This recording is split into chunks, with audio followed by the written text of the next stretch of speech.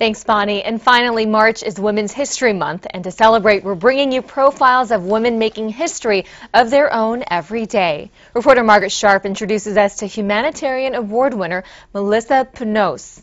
She describes herself as a U.S. citizen by birth, but a third world citizen at heart.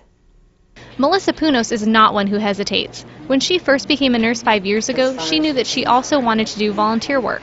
So just weeks after passing the nursing boards, she was stepping off a plane in India with a medical team. Probably 10 hours after we landed, we were setting up a medical clinic in a slum of 10,000. After that 2-week mission, many more followed. She has spent collectively 1 year abroad on volunteer missions. It's no wonder that the Association of California Nurse Leaders has recently recognized Punos for her humanitarian work. And Punos says that doing volunteer work makes her feel right where she belongs. At home, I feel like I am exactly where I should be, and I feel like that's who God created me to be. Punos also works at Little Company of Mary Hospital as a clinical educator, where she can teach other nurses.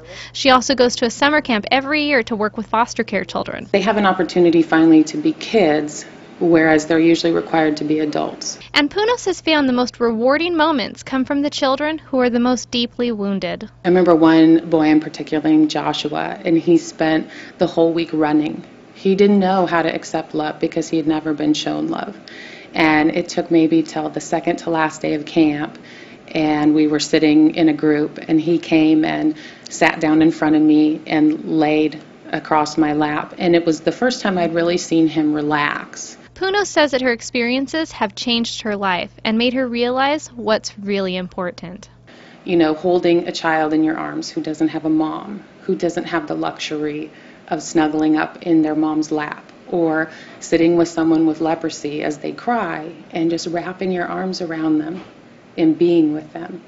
While Punos traveled in India for her medical missions, she also found another treasure, her husband. I actually met him. We volunteered together for the 6 months that I worked there, and is my best souvenir I've ever gotten. And even though Punos gives so much, she knows that what she has gained is priceless. And one lesson that I think I've really walked away with is that you'll never get a greater return on your investment than serving others who can't give you anything in return. For City Cable 3, I'm Margaret Sharp. And the Association of California Nurse Leaders honors nurses who have done significant work in humanitarian efforts through research, service, and education. And that's going to do it for